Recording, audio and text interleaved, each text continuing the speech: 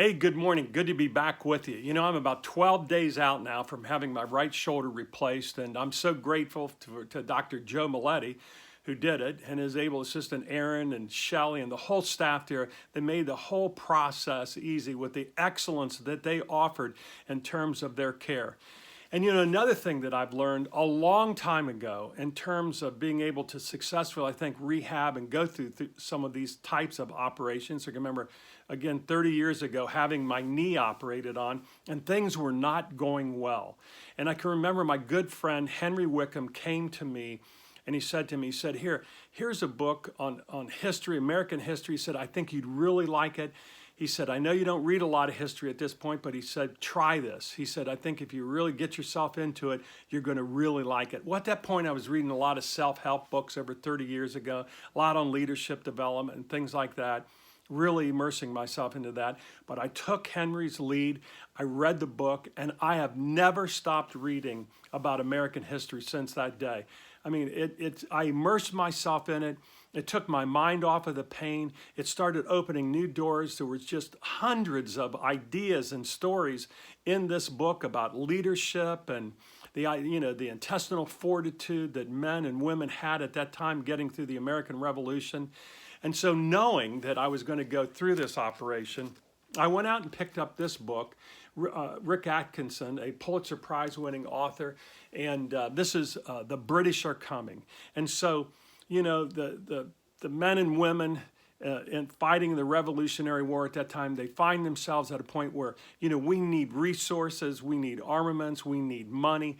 And so Ben Franklin has now sailed for about the 8th time, you know, back to Paris. And what he's trying to do is to negotiate with them and to get the help of the French in terms of helping us with resources and the armament and money and things like that.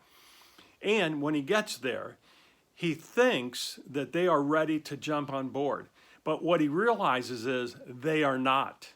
And being the smart, intelligent man that he was, the great communicator, the great negotiator, he knew that he had to stop himself dead in his tracks. And he writes this little note in his journal. And what he writes in the journal is, he says, he would listen more than speak, smile more than frown, nod more than implore. And then right out of his little Richard's Almanac there is, make haste slowly.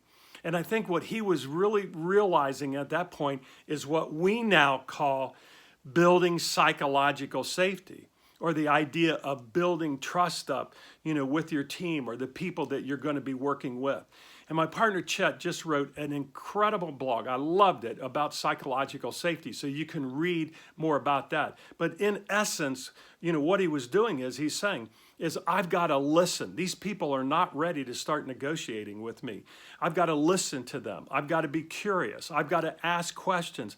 I've got to nod, read that body language, affirm, let them know that I'm listening.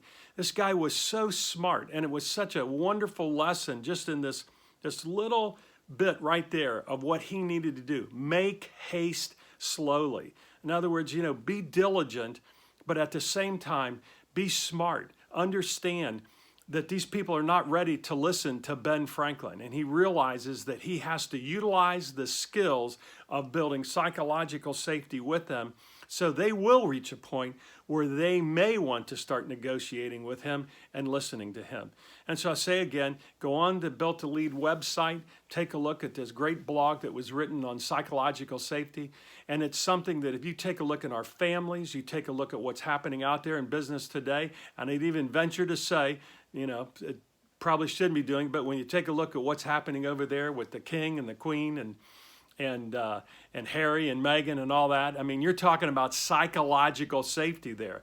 Either being able to express an opinion and be affirmed or not. And so, again, I think it's a key point that if we look at our families today and in business today, psychological safety is absolutely critical. So I'll leave you with those thoughts. I want to thank you for the well wishes and the letters and notes that I've received just in terms of, you know, helping me to get better. And I'll leave you with that challenge of form that habit. Get that great habit of reading. it's always a lifesaver. I think it's something that, you know, it gets your mind off of you and immerses that mind into great literature or history or whatever it is that you choose to read. So I'll leave you with that. This is Pete Kunk, Built to Lead. See you next week.